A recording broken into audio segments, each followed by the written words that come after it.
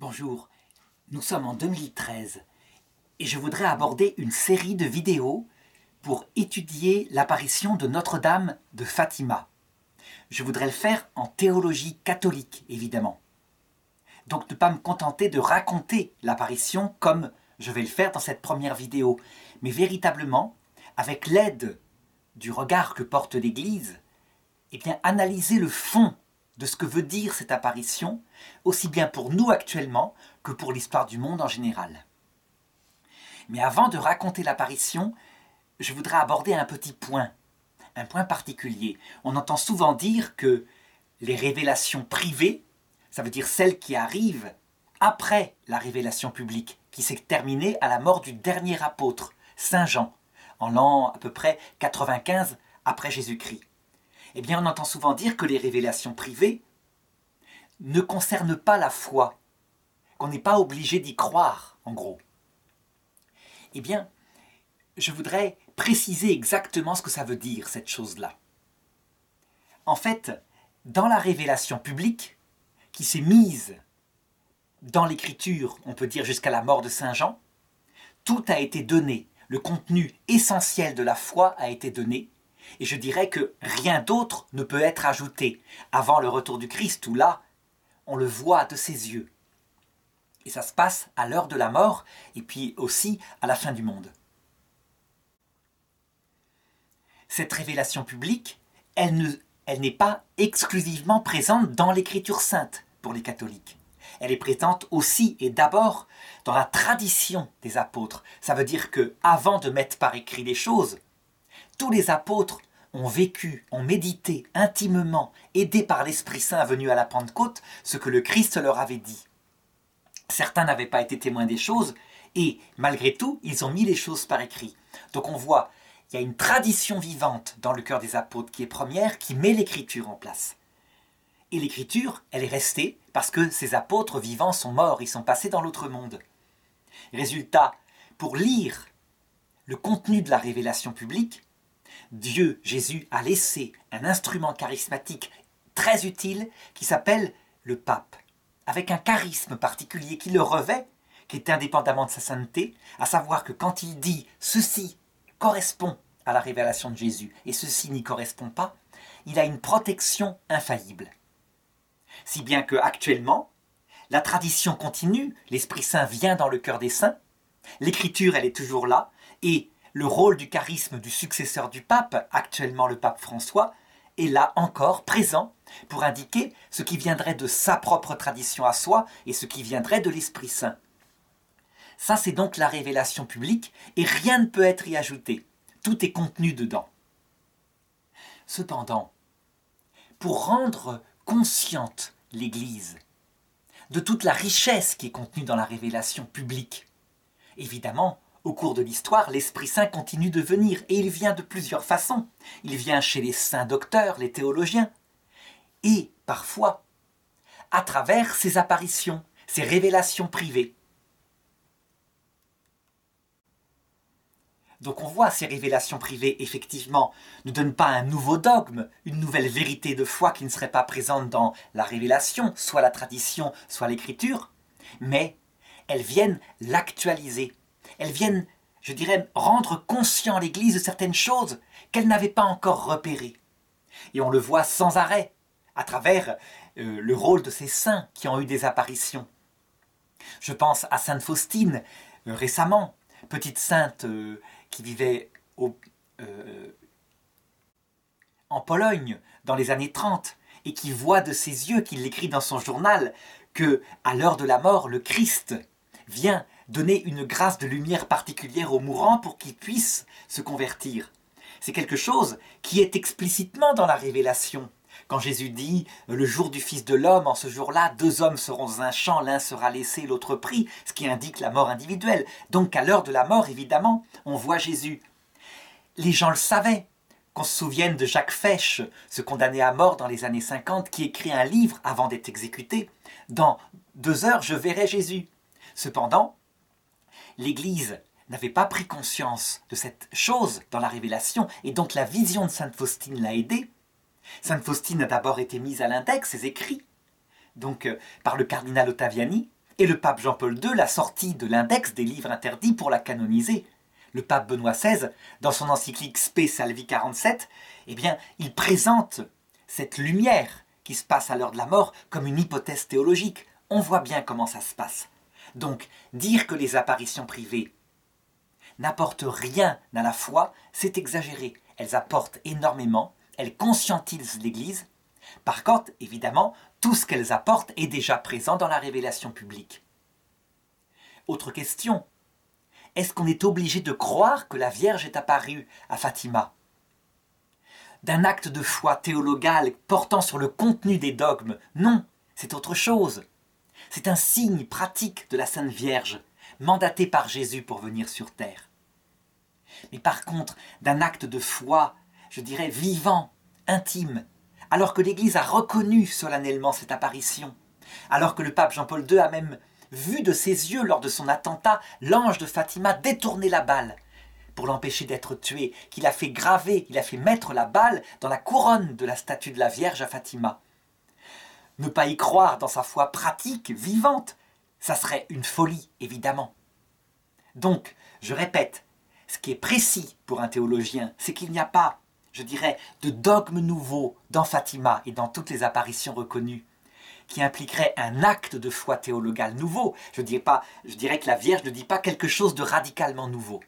Mais ne pas y croire, comme le disent certains, et c'est un contresens, c'est évidemment une folie. L'Église engage son autorité dans les apparitions de Fatima. Et même si cette autorité n'est pas infaillible, comme il y a une forme d'infaillibilité dans la canonisation des saints, disait le cardinal Ratzinger lors de la publication du document Ad Tuendam Fidem en 1998. Eh bien, les miracles que fait Dieu parfois pour signifier que l'apparition a vraiment eu lieu, eh bien, ils indiquent que Dieu véritablement engage son autorité pour dire que telle apparition est vraie ou fausse. Donc, voilà un petit peu le statut. Alors maintenant, ceci étant rappelé, je voudrais donc raconter d'abord l'apparition de Fatima. Et dans les vidéos suivantes, eh bien, j'analyserai étape par étape les différentes apparitions et leur contenu théologique. Donc d'abord, racontons ce qui s'est passé. L'apparition de Fatima, elle a lieu au Portugal. Fatima, ça rappelle un nom musulman, la fille du prophète ou l'une des épouses du prophète Mohammed. En réalité, c'est le nom d'un village portugais. Peut-être que ce nom a une consonance musulmane parce que, effectivement, cette terre a été conquise à un moment donné par les musulmans. Toujours est-il que, dans ce village, en 1915 et non pas en 1917, il y a 3 enfants qui gardent les moutons. L'une d'elles s'appelle Lucia, elle a 8 ans à l'époque, et elle garde le troupeau avec des petites compagnes. Et alors qu'elles vont dans la montagne pour faire cela, qu'elles récitent leur chapelet après leur repas, elles voient apparaître quelque chose. Elles ne diront pas que c'est un ange, quelque chose qui a une forme humaine et qui est lumineux. Elles le raconteront au village, mais personne ne les croira. On prendra même ça pour des balivernes. Toujours est-il que cette apparition lumineuse, eh bien ce sera la première apparition de Fatima. Et à l'époque, il n'y a pas les 2 autres enfants dont je vais parler après. Lucie était en compagnie de 2 autres petits bergers, un peu plus jeunes qu'eux, qui étaient ses cousins, François et sa sœur Jacinthe. Et ils avaient reçu la permission de garder les moutons aussi à la Cova di Aria à côté de Fatima. Ils jouaient ensemble quand tout d'un coup, il y eut comme un violent coup de vent. Ils levèrent les yeux et ils virent de nouveau cet ange, mais qui avait cette fois la forme d'un jeune garçon d'à peu près 15 ans et qui le regardait avec bienveillance. Et donc ils s'approchèrent, et voilà ce que leur dit l'ange. « Ne craignez pas, je suis l'ange de la paix, priez pour la paix. » Alors il faut savoir évidemment qu'on est en pleine guerre 14, que l'Europe connaît sa guerre civile mortelle, et que donc là vraiment cette parole prend quelque chose de particulièrement d'actualité. Et ensuite l'ange se prosterna par terre et les enfants l'imitèrent. Et l'ange leur a pris une prière qui se dit comme ça: Mon Dieu, je crois, j'adore, j'espère et je vous aime, et je vous demande pardon pour ceux qui ne croient pas, qui n'adorent pas, qui n'espèrent pas et qui ne vous aiment pas. Et par 3 fois, cette prière fut répétée. Et l'ange leur dit: Priez ainsi, les cœurs de Jésus et de Marie sont attentifs à la voix de vos supplications. Et puis il disparut. Quelques mois plus tard, il y eut, pendant l'été sans doute, une deuxième apparition de l'ange que les enfants racontèrent plus tard, lorsque l'apparition fut vraiment connue parce que la Vierge avait laissé son miracle, le 13 octobre 1917. Donc ils étaient en train de jouer de nouveau quand l'ange leur apparut de nouveau et leur dit: Que faites-vous? Priez, priez beaucoup. Les 5 cœurs de Jésus et de Marie ont sur vous des desseins de miséricorde. Offrez sans cesse au Très-Haut des prières et des sacrifices. Alors Lucie demanda comment ils pouvaient faire pour se sacrifier, et l'ange leur répondit: De tout ce que vous pourrez, offrez à Dieu le sacrifice, en acte de réparation pour les péchés par lesquels il est offensé, et de supplication pour la conversion des pauvres pécheurs. De cette manière, vous attirerez la paix sur votre patrie. Je suis l'ange gardien, l'ange du Portugal. Surtout, acceptez et supportez avec soumission les souffrances que le Seigneur vous enverra. Donc j'analyserai dans une leçon suivante les paroles riches en contenu que dit l'ange. D'abord le fait qu'il se dit l'ange du Portugal, ça fait référence au rôle particulier des anges pour protéger les groupes humains et les nations. Et ensuite, lorsqu'il parle de souffrances qui sont envoyées par Dieu, c'est quelque chose qu'il faudra vraiment étudier, quelque chose qui effectivement, à notre époque, au XXIe siècle, choque les gens, alors que sans cesse dans les apparitions et dans l'écriture, c'est raconté comme cela. Il y eut une 3e apparition de l'ange en 1916, à l'automne. Cette fois, ce fut l'ange avec l'Eucharistie. Donc les enfants étaient en train de prier et de réciter la prière que leur avait rappelée l'ange précédemment. Seigneur, je crois, j'adore, etc. Quand tout d'un coup, il apparut, et cette fois, il tenait l'Eucharistie dans ses mains. En fait, il tenait dans sa main gauche le calice, et au-dessus du calice, il y avait l'hostie, comme suspendue, et il tombait du sang dans le calice. Et alors l'ange leur fit réciter une prière. La voici: Très sainte Trinité, Père, Fils et Saint-Esprit, je vous adore profondément, et je vous offre les très précieux corps, sang, âme et divinité de Jésus-Christ, présent dans tous les tabernacles du monde, en réparation pour les outrages, sacrilèges et indifférences par lesquels il est lui-même offensé. Par les mérites infinis de son très saint cœur et du cœur immaculé de Marie, je vous demande la conversion des pauvres pécheurs. Et ensuite, l'ange, se relevant, puisqu'il s'était prosterné, eh bien, prit de nouveau le calice et l'hostie dans ses mains, et il leur donna la communion. Il donna à Lucie l'Eucharistie, le pain, et aux 2 petits-enfants, François et Jacinthe, uniquement le sang dans la coupe. Et c'est plus tard, sans doute, que les théologiens comprirent que Lucie, qui devait rester sur terre jusqu'à un âge très avancé, avait besoin du pain de vie, véritablement, pour tenir le chemin, tandis que les 2 enfants, qui moururent très vite après l'apparition en 1917, eh bien, avaient besoin plutôt du sang, qui signifiait le sacrifice auquel ils devaient se préparer. En réalité, dans le corps et le sang du Christ, tout entier, Dieu est présent. C'est évident, il n'y a qu'une différence sur le mode de communion qu'il faut regarder. Cette fois, les enfants gardèrent le silence complet sur ces apparitions de l'ange. Il faut dire qu'ils avaient été échaudés par la première expérience où ils avaient raconté les choses et où ils s'étaient fait moquer d'eux et même quelquefois battre par leurs parents qui estimaient qu'il ne fallait pas se faire remarquer comme ça. Toujours est-il que, peut-être 6 mois plus tard, 9 mois plus tard, le 13 mai 1917, de nouveau, ces 3 enfants partirent ensemble pour porter les brebis et pour les faire paître dans la montagne. Et cette fois, Lucie choisit un petit terrain qui appartenait à ses parents, la Cova di Aria, ce qui veut dire en portugais la tombe de Sainte Irène. Irène étant une petite jeune fille martyre parce qu'elle avait voulu garder sa pureté, face à des persécuteurs et à des violeurs.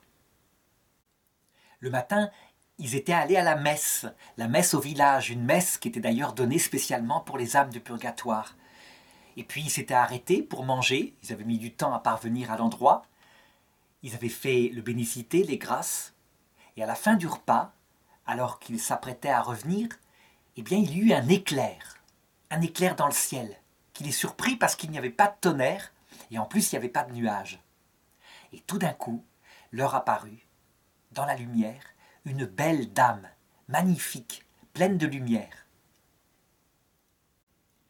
Elle était à la hauteur d'un chêne vert. Ils furent surpris, et la dame se mit à leur dire « N'ayez pas peur, je ne vous ferai pas de mal. » Et Lucie répondit « D'où venez-vous » ? « Je viens du ciel, répondit la dame. Et que voulez-vous de moi ? Je suis venu vous demander de venir ici pendant 6 mois de suite, le 13, à cette même heure. Ensuite, je vous dirai qui je suis, ce que je veux. Après, je reviendrai encore ici une 7e fois. Et moi, est-ce que j'irai au ciel aussi ? Demanda Lucie. Et la dame répondit, oui, tu iras. Et Jacinthe ? Aussi. Et François ? Aussi, mais il devra réciter beaucoup de chapelets. Il est étonnant de voir ce rôle du petit François. Le petit François vit chaque apparition de ses yeux, mais jamais n'entendit les voix. Il dut se faire raconter par les petites filles les messages qui avaient été donnés. Est-ce à dire qu'il n'était pas assez pur, qu'il faisait des bêtises ? Je ne sais pas.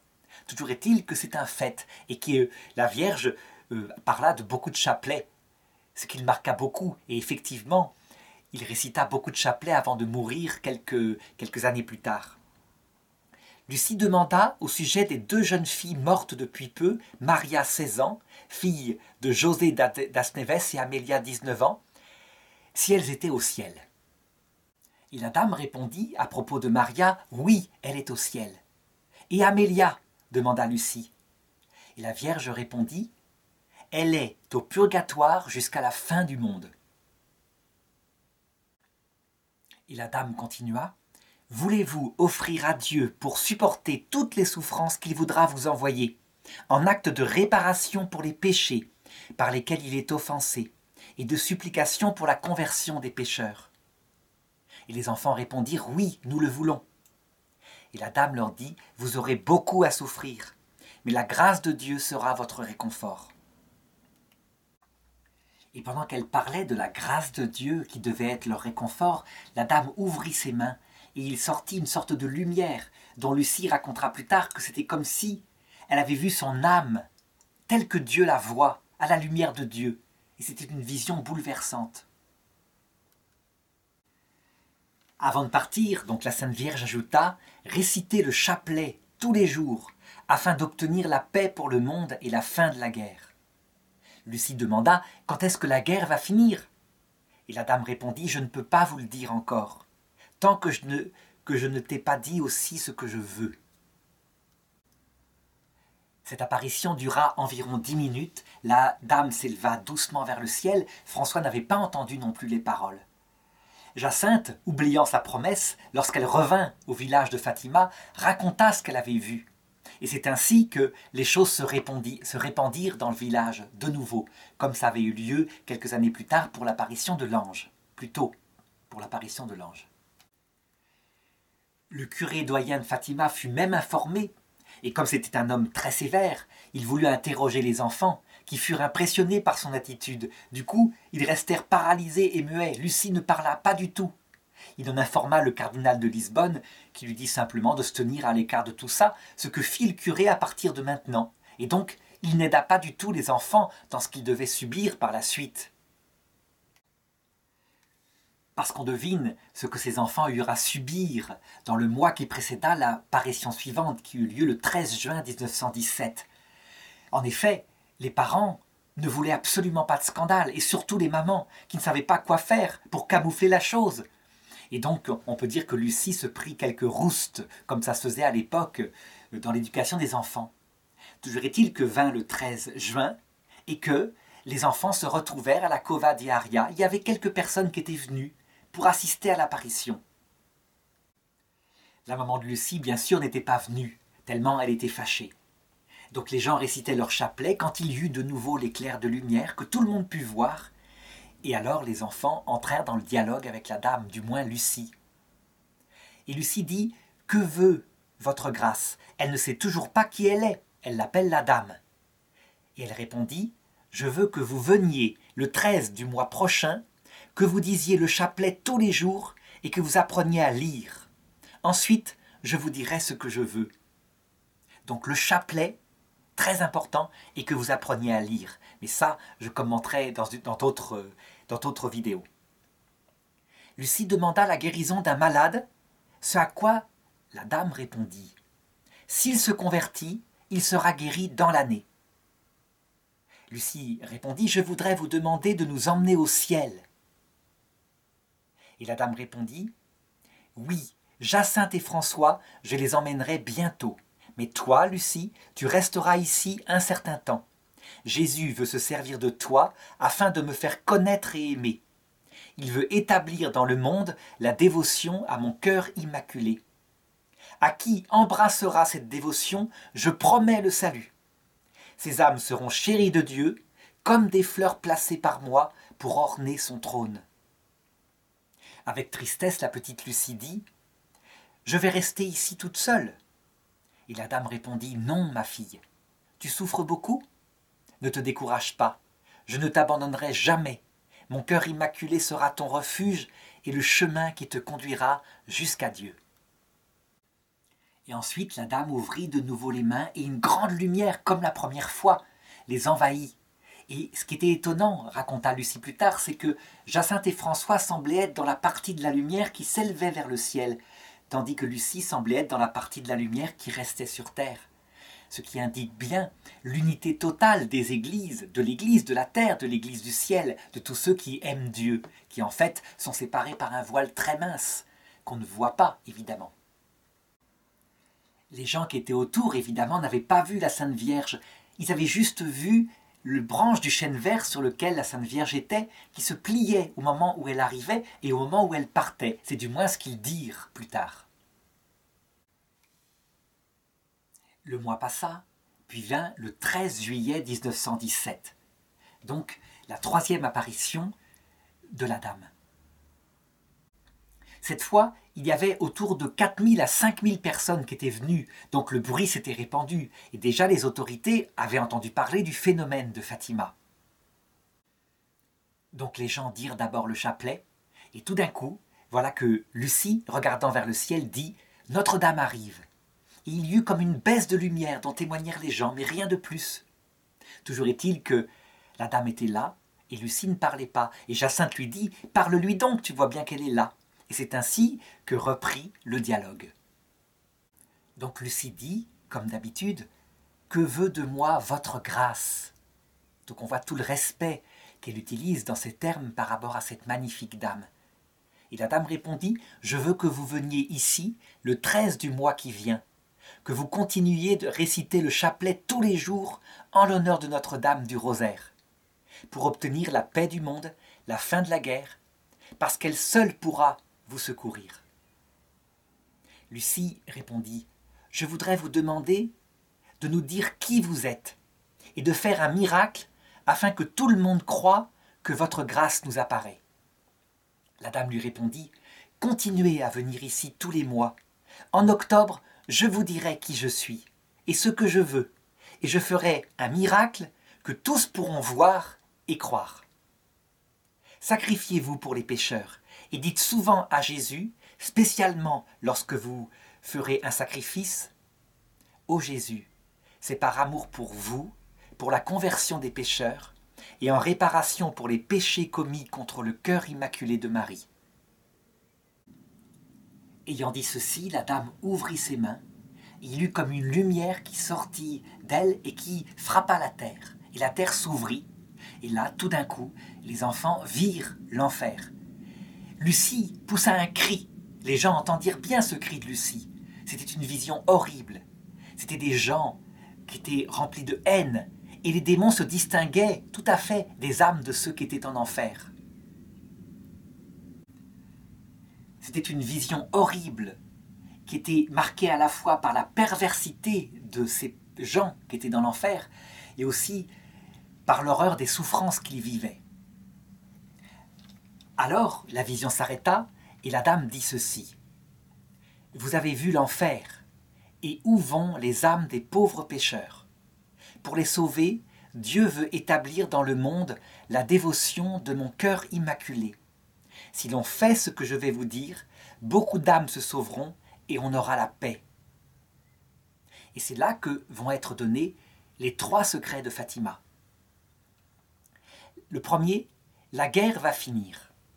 Mais si on ne cesse d'offenser Dieu, sous le règne de Pie XI, commencera une guerre pire encore. Quand vous verrez une nuit illuminée par une lumière inconnue, sachez que c'est le grand signe que Dieu vous donne, qu'il va punir le monde de ses crimes par le moyen de la guerre, de la famine et des persécutions contre l'Église et contre le Saint-Père. On sait que cette lumière eut lieu en 1938. Les journaux de l'époque en parlèrent et ne surent pas expliquer d'où elle venait. On vit bien une sorte de lumière.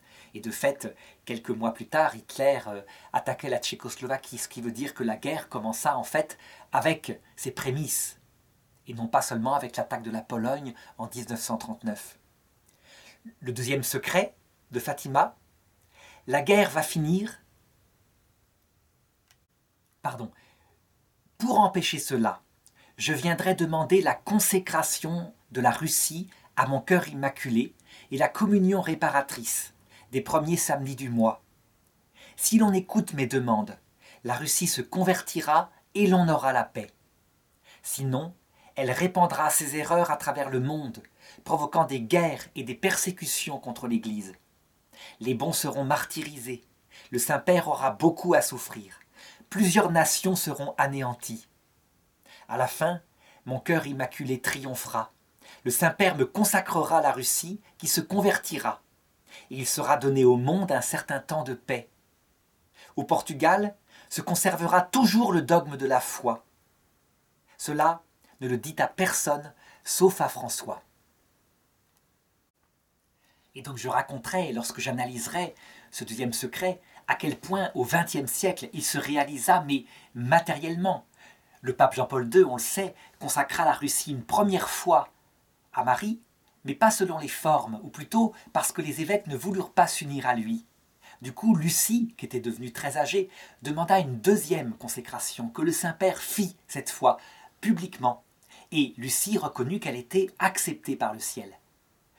2 ans plus tard, en 1989, et on sait que le communisme tomba d'un coup, comme miraculeusement, sans qu'il y ait un seul mort. La Russie se convertit en tant que nation et redevint officiellement, alors qu'elle était un État communiste, une nation chrétienne, qui véritablement avait le Christ comme orientation profonde de ce pays. Évidemment, il ne s'agissait pas d'une conversion dans ce sens que la Russie deviendrait sainte extraordinairement. C'est plutôt un chemin qui l'orientait non plus vers l'athéisme, mais de nouveau vers le Christ, qui se passa et qu'on constate encore actuellement. Et il y eut un troisième secret, le troisième secret de Fatima, qui est célèbre parce que, en fait, c'est le pape Jean-Paul II qui le rendit public en l'an 2000. Ce troisième secret, il est en fait extraordinairement profond. Donc voilà, je vais le lire. Après les 2 parties que j'ai déjà exposées, c'est Lucie qui écrit, qui raconte le récit et qui raconte les 2 premiers secrets. Nous avons vu sur le côté gauche de Notre-Dame, un peu plus en hauteur, un ange avec une épée de feu dans la main gauche. Elle scintillait et émettait les flammes qui, semblait-il, devaient incendier le monde.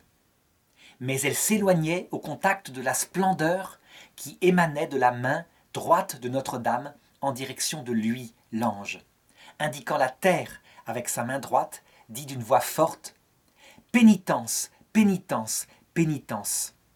Et nous vîmes, dans une lumière immense qui est Dieu, quelque chose de semblable à la manière dont se voient les personnes dans un miroir quand elles passent devant. À un évêque vêtu de blanc, et nous avons eu le pressentiment que c'était le Saint-Père. Nous vîmes divers autres évêques, prêtres, religieux et religieuses montés sur une montagne escarpée, au sommet de laquelle il y avait une grande croix de troncs bruts, comme s'ils étaient en chêne-liège avec leur écorce. Avant d'y arriver, le Saint-Père traversa une grande ville à moitié en ruine et à moitié tremblant, d'un pas vacillant, affligé de souffrance et de peine, il priait pour les âmes des cadavres qu'il trouvait sur son chemin. Parvenu au sommet de la montagne, prosterné à genoux, au pied de la grande croix, il fut tué par un groupe de soldats qui tirèrent plusieurs coups avec une arme à feu et des flèches. Et de la même manière moururent les uns après les autres les évêques, les prêtres, les religieux, les religieuses et divers laïcs, hommes et femmes, de classes et de catégories sociales différentes. Sous les deux bras de la croix, il y avait deux anges, chacun avec un arrosoir de cristal à la main, dans lequel ils recueillaient le sang des martyrs et avec lequel ils irriguaient les âmes qui approchaient de Dieu. Lorsque le pape Jean-Paul II publia ce secret, le cardinal Ratzinger, futur pape Benoît XVI, le commenta en disant que ce secret était probablement réalisé lors de l'attentat contre Jean-Paul II en 1981. En réalité, on voit que le sens est beaucoup plus profond et qu'il signifie quelque chose qu'il faudra analyser spécialement à un moment donné. Quelque chose de très profond qui concerne l'Église tout entière et qui sans doute a rapport avec, je dirais, la fin de la papauté, ce mystère annoncé dans l'Évangile selon saint Jean au chapitre 21, sous la figure de Pierre. Mais je ne vais pas plus loin maintenant, je vais continuer de raconter les apparitions de Fatima. Elles étaient de plus en plus connues et les gens se pressaient de plus en plus vers la Cova diaria à chaque 13 du mois. Si bien que le gouvernement du Portugal à l'époque, qui était un gouvernement anticlérical, de libres penseurs, s'offusqua de cela, et le gouverneur de l'endroit en fut lui-même informé. Il était furieux parce qu'il se disait que, visiblement, il y avait un complot de l'Église. Alors évidemment, il ne pouvait pas mettre en cause le curé ni le cardinal, puisqu'ils s'étaient eux-mêmes distanciés des apparitions. Toujours est-il qu'il pensait qu'il y avait un complot, peut-être venant des gens qui voulaient gagner de l'argent, et qui attirait toute la superstition du peuple vers ce lieu d'apparition. Et donc l'administrateur du canton, qui s'appelait Arthur de Oliveira Santos, décida de prendre en main l'affaire et de manifester publiquement que ses enfants mentaient. Donc il mit son costume, je dirais, d'administrateur, et avec des gendarmes, il convoqua les enfants avec leurs parents. Il sépara les enfants de leurs parents et il commença à les interroger. Donc il usa de tous les moyens possibles, la flatterie, puis la menace. Il essaya aussi de les faire entrer en contradiction avec leur propre récit, ça veut dire en déformant légèrement ce qu'ils avaient raconté. Et il n'arriva à rien. Si bien qu'il eut une idée assez terrible, sachant qu'il s'agit de petits-enfants. Il leur annonça que puisqu'ils mentaient et qu'ils refusaient de l'avouer, eh bien qu'ils allaient être exécutés. Et donc il sépara l'un des enfants des autres, et il annonça en revenant que ça y est, elle avait été exécutée. Et les deux autres enfants qui étaient là se préparaient tout simplement à la mort. Lorsqu'on pense que ce sont des enfants, on peut se dire que véritablement, ils avaient donné leur vie et qu'ils peuvent être considérés comme des martyrs, vu la façon dont ils procédaient. Et évidemment, plutôt que d'avouer ou de dire qu'ils avaient menti, ce qui était pour eux un péché, et ils le dirent au gouverneur, eh bien, ils préférèrent mourir. Évidemment, c'était du bluff, et à un moment donné, les parents, se rendant compte que ça allait beaucoup trop loin, se groupèrent autour de la maison et finirent par obtenir que les enfants soient libérés. Et ils furent tout surpris de retrouver celle qu'ils croyaient morte. Je dois ajouter que cet interrogatoire ne dura pas simplement 2 heures, qu'il dura 3 jours, du 10 août au 13 août 1917, que les enfants firent de la prison.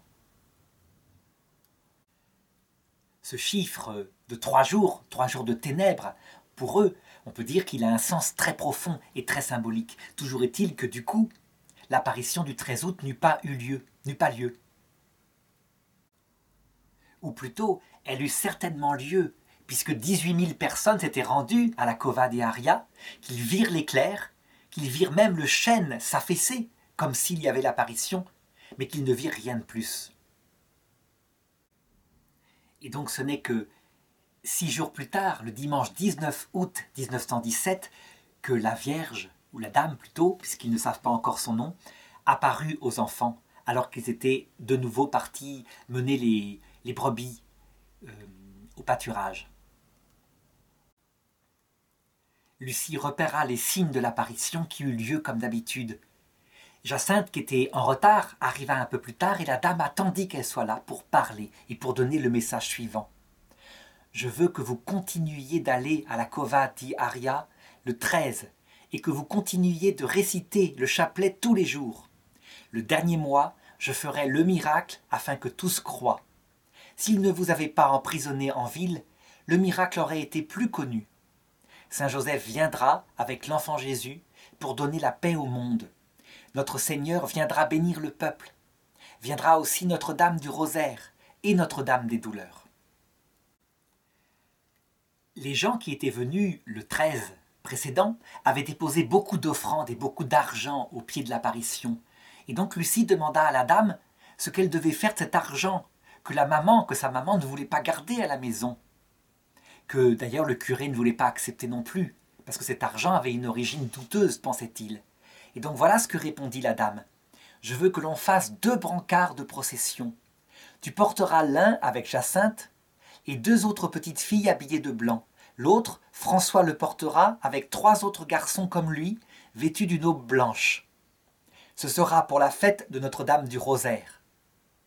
Ce qui restera sera pour aider à construire une chapelle que l'on fera faire. » Et Lucie lui demanda « Je voudrais vous demander la guérison de quelques malades. » La dame répondit « Oui, j'en guérirai certains dans l'année. » Puis prenant un air triste, elle ajouta « Priez, priez beaucoup et faites des sacrifices pour les pécheurs, car beaucoup d'âmes vont en enfer parce qu'elles n'ont personne qui se sacrifie et prie pour elles. » Alors elle s'éleva de nouveau en direction du soleil levant.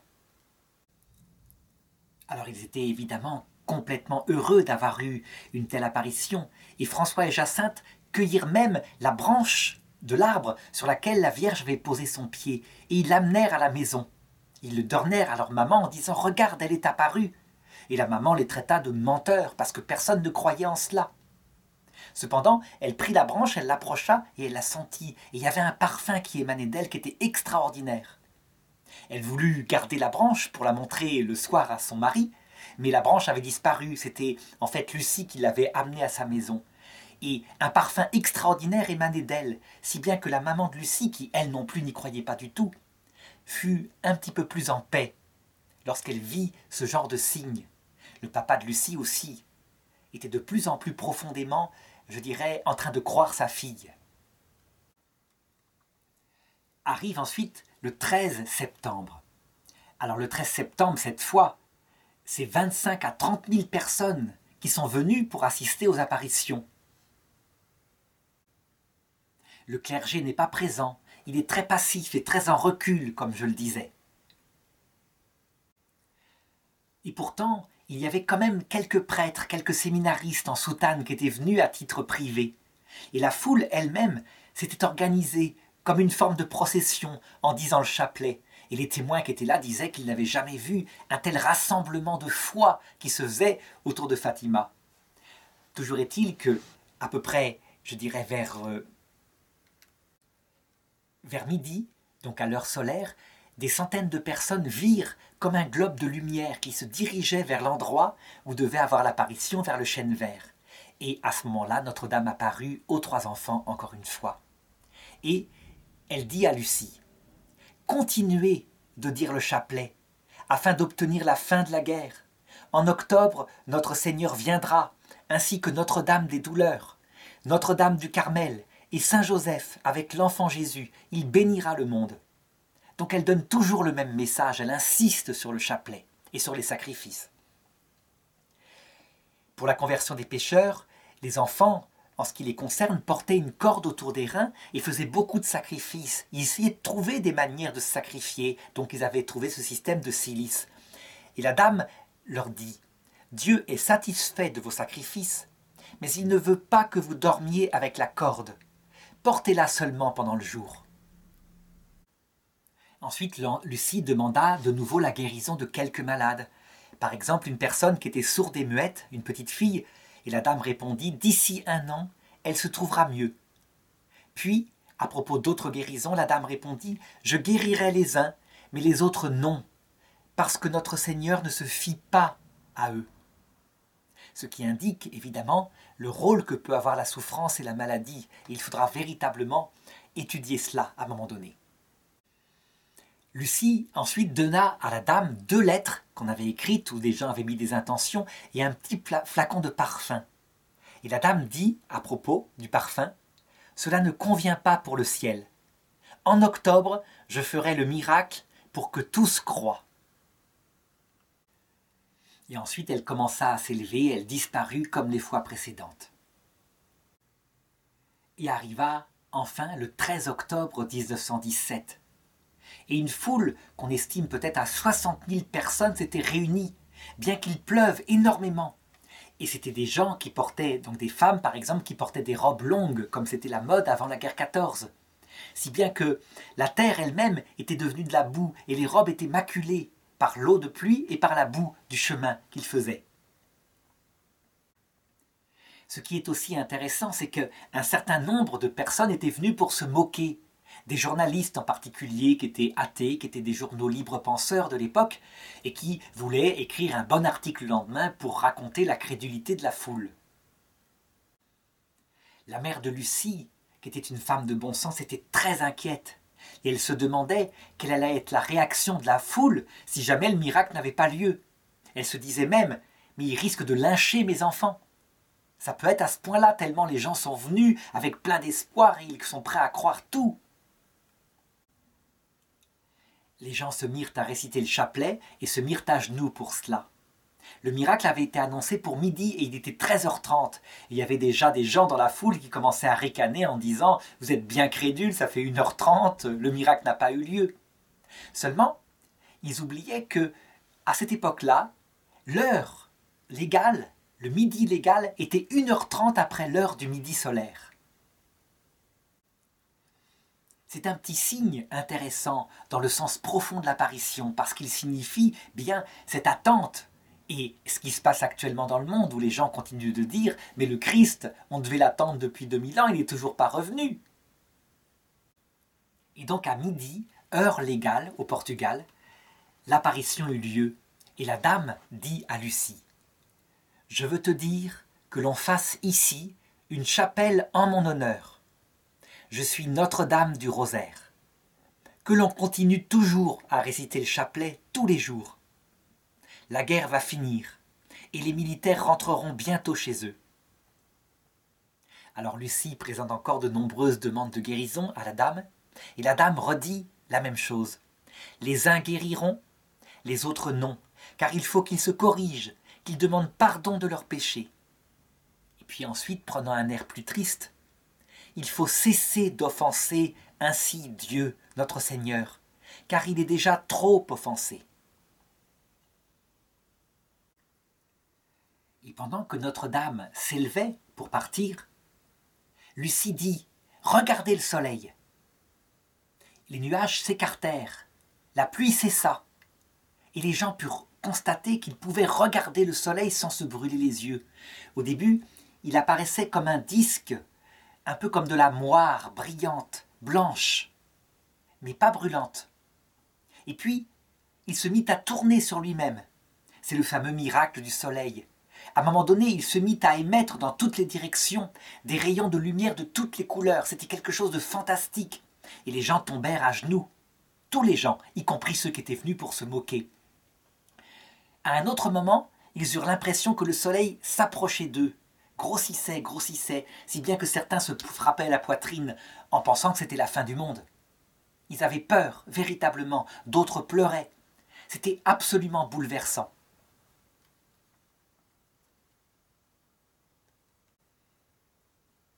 Le miracle du soleil, c'est comme ça qu'on l'a appelé, ne fut visible que 5 kilomètres autour de Fatima.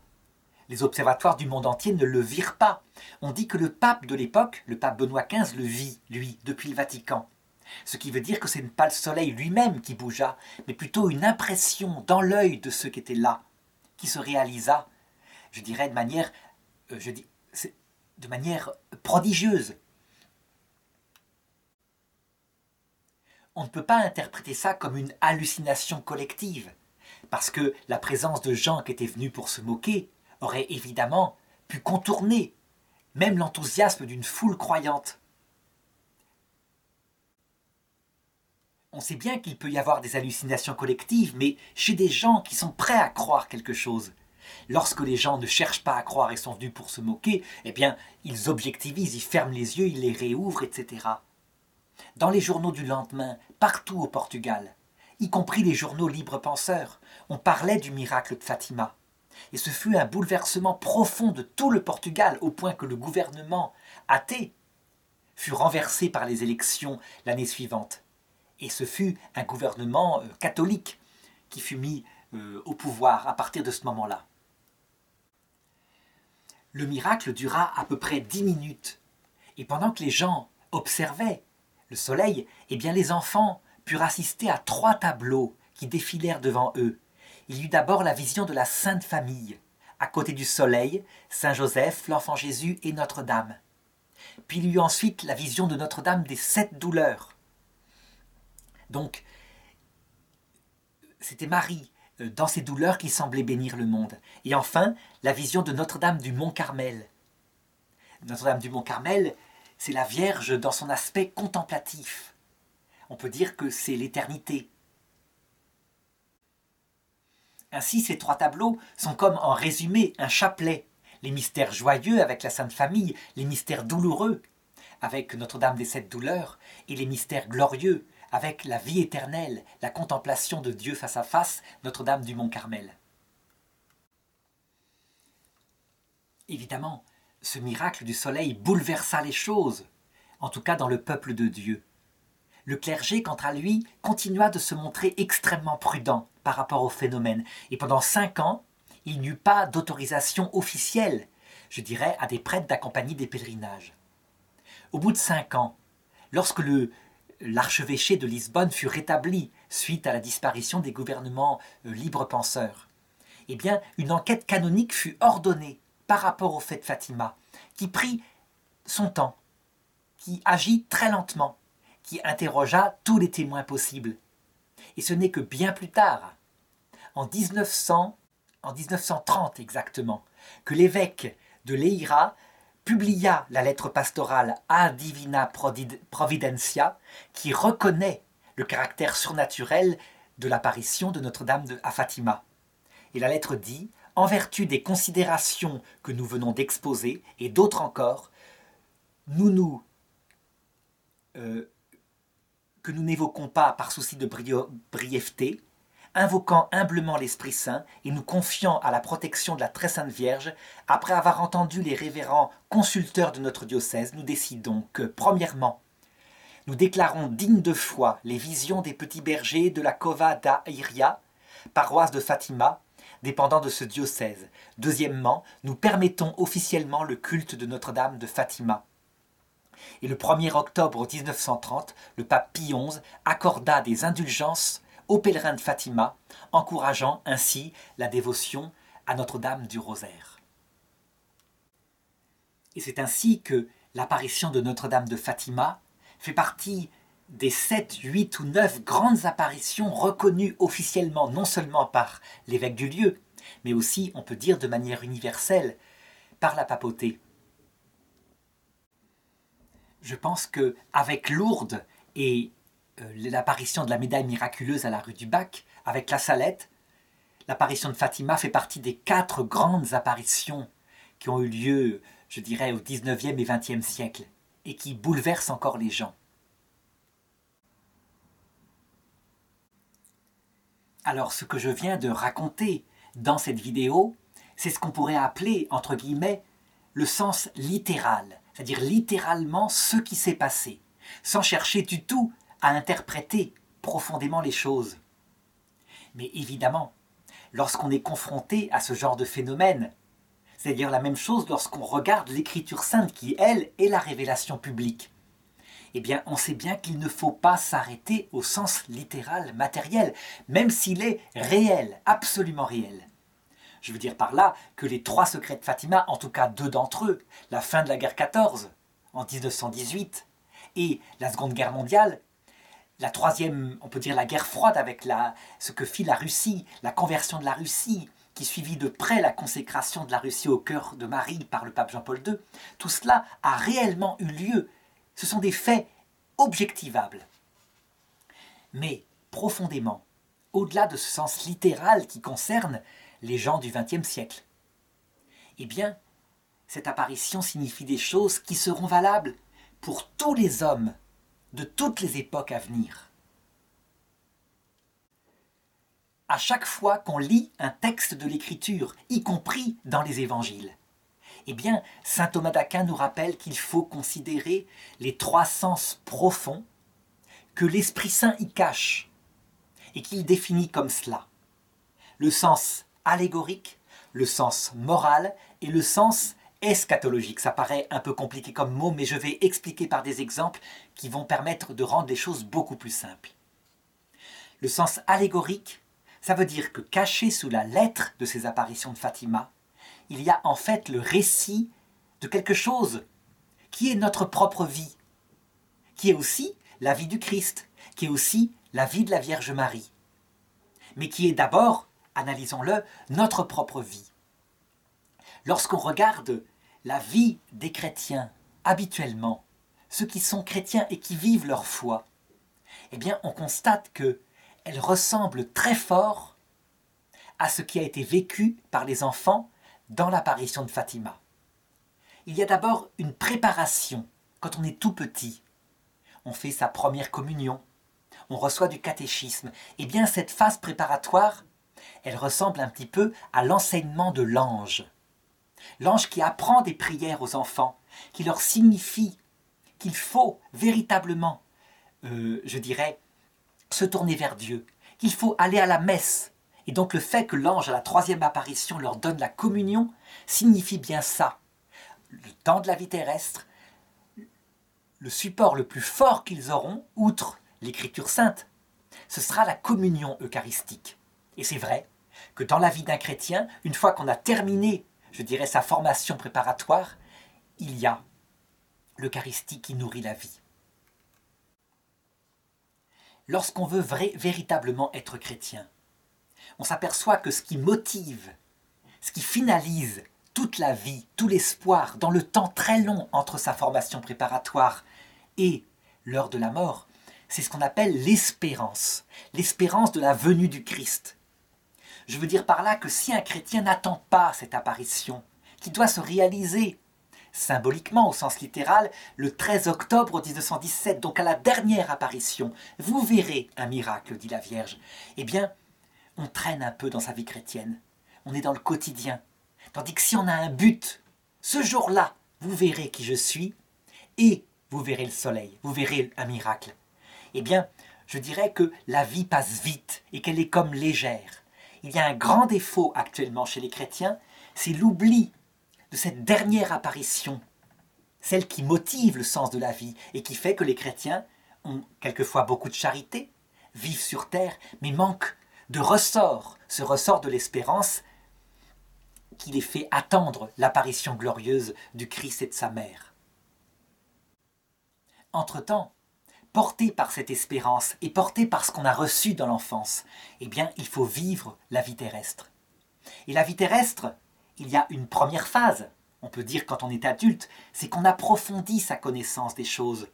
On sait ce que demande le Christ. Il demande véritablement qu'on dise le chapelet tous les jours. Ça veut dire qu'on entretienne une vie de prière non seulement liée à Jésus, mais liée à la Vierge Marie. Parce que c'est Jésus et Marie ensemble qui révèlent le mieux le cœur de Dieu.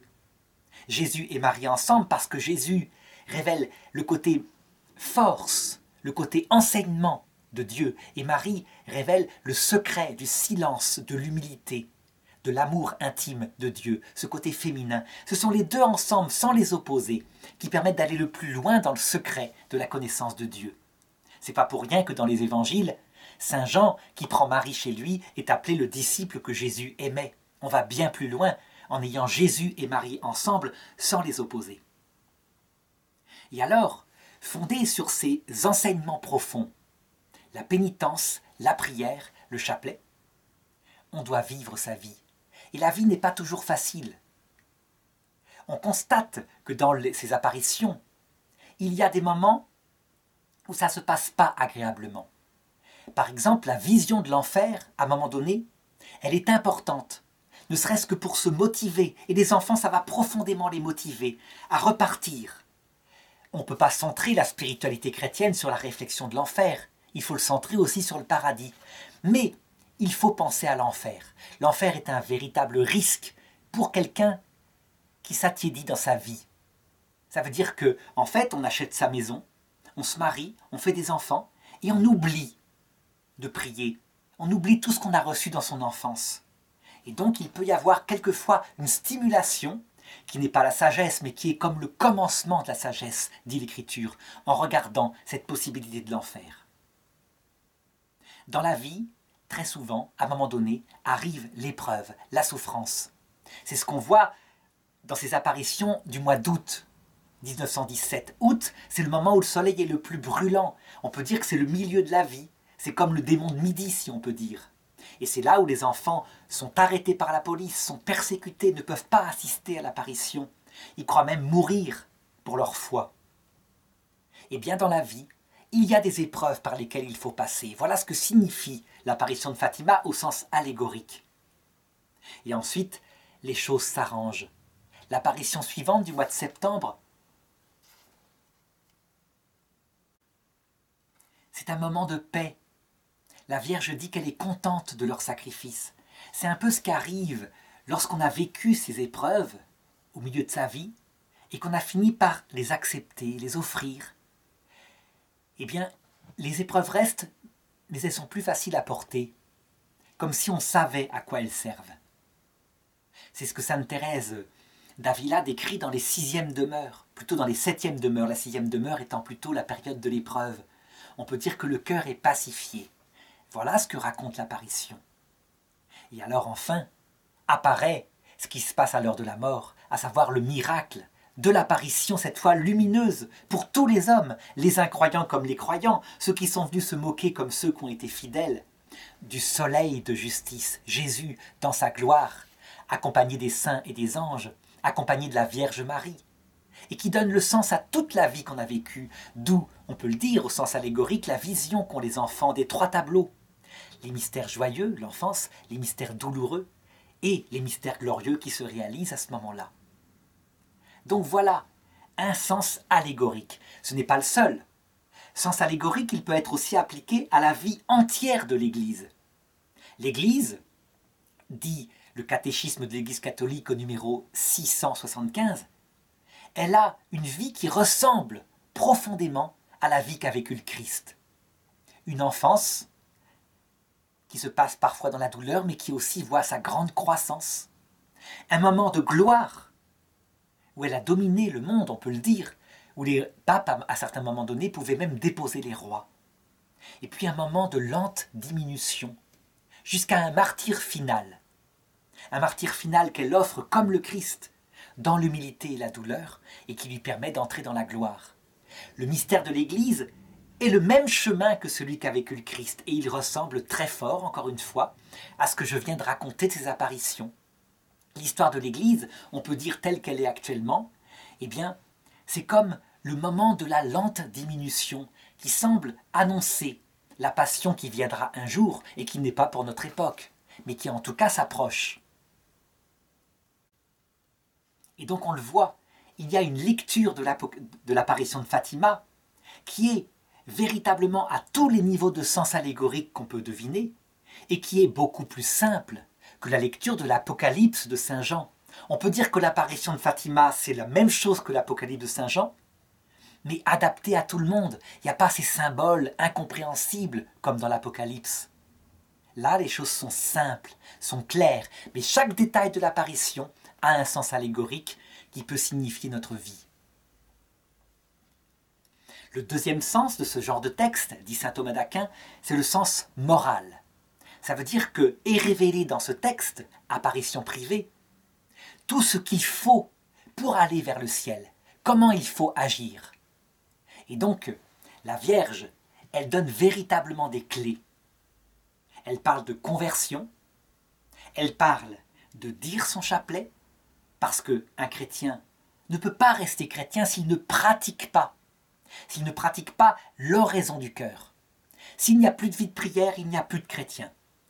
Il peut y avoir des chrétiens qui ne communient plus, qui ne vont plus à la messe pour plusieurs raisons.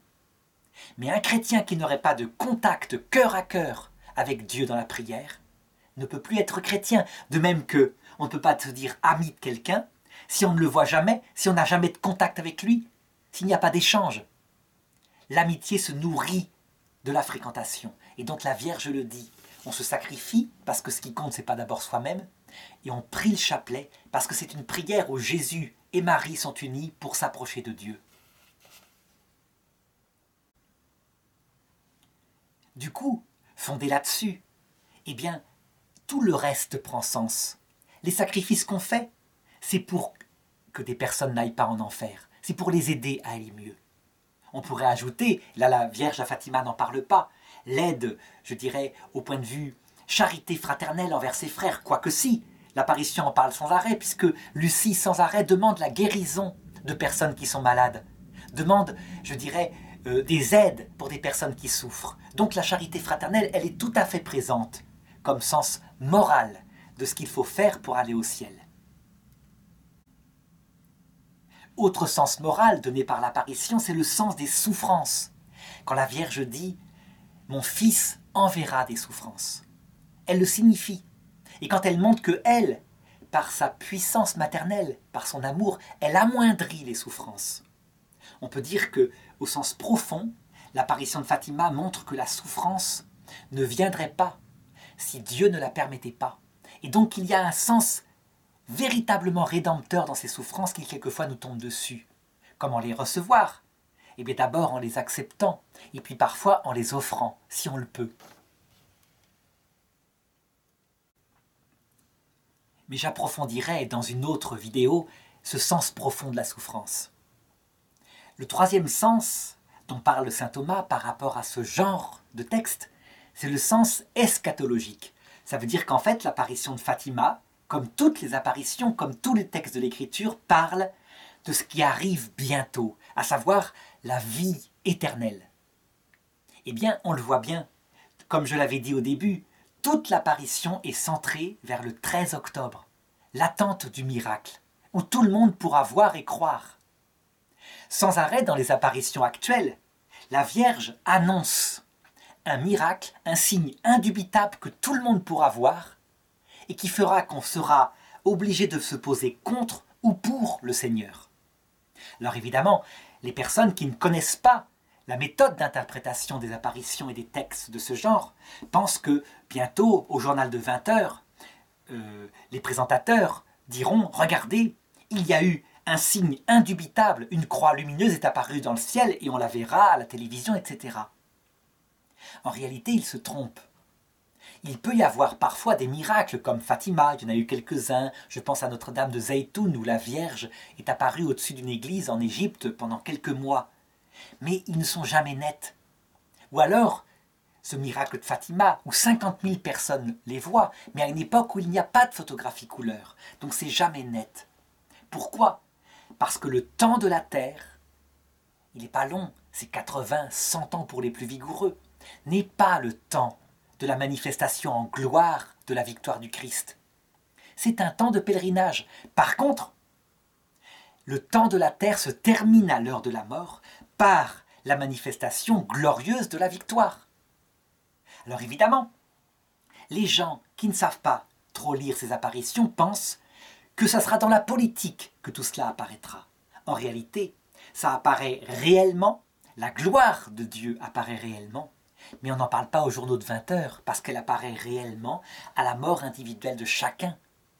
Les gens qui ont vécu la guerre 14, qui étaient soldats à cette époque de Fatima, sans exception, tous ont vu de leurs yeux le Christ apparaître dans sa gloire. Tous les libres penseurs qui ricanaient dans leurs journaux du retard de la venue du Christ et qui, à 13h30 d'ailleurs, commencent à se moquer des pèlerins qui sont venus à la Cova di Aria, ont vu de leurs yeux maintenant. Et on n'en a pas parlé aux journaux de 20h. Comme dit Jésus, le royaume de Dieu ne se montre pas extérieurement. En fait, il se montre extérieurement, mais pas aux journaux de 20h. Il se montre extérieurement à l'entrée dans l'autre monde. De la même façon, à la fin du monde, lorsque le Christ reviendra dans sa gloire, tout le monde le verra en même temps, de la même façon qu'on le voit individuellement à l'heure de la mort. Donc c'est à la fois réel, invisible pour nous et visible pour ceux qui approchent de la mort. C'est ça que veut signifier, au sens eschatologique, l'apparition de Fatima. Et donc il ne faut pas se tromper dans l'interprétation. Il ne faut pas commencer à imaginer une réalisation dans la politique. Le catéchisme de l'Église catholique, numéro 676-677, précise même que l'attente d'une espèce de glorification sur terre dans le domaine de la politique, c'est une erreur que même le catéchisme appelle antéchrist. Pourquoi ? Parce que c'est confondre le domaine d'une victoire où on se réjouirait en disant « Regardez, enfin, nous catholiques, on triomphe sur cette terre ». Donc un espoir terrestre avec l'espérance théologale qui n'attend rien sur la terre, qui attend la victoire éternelle, l'entrée dans la vie éternelle de tous ceux qui se seront convertis face au Christ à l'heure de la mort. Alors voilà, je m'arrête ici pour cette première vidéo et je vais maintenant passer à d'autres vidéos où j'approfondirai tous ces points que je viens de développer.